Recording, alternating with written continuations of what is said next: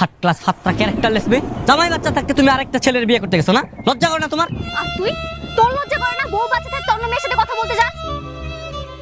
দেখো আমি তো ডিপ্রেশনে ছিলাম, আমার মানসিক শান্তির জন্য আমি জাস্ট একটু কথা বলছি, বিয়ে তো আর করতে যাইনি। ও, আমিও তো মানসিক শান্তির জন্য বিয়ে করতে গেছিলাম। তাহলে আমাদের ভালোবাসা কোথায়? ভালোবাসা? যে পুরুষ রিলেশন করে বিয়ে করার পর একটা বাচ্চা থাকতে সে অতীত ভুলে যায়, ওই পুরুষ আবার খুঁজে ভালোবাসা। হ্যাঁ খুঁজতেছি, আরো খুঁজবো।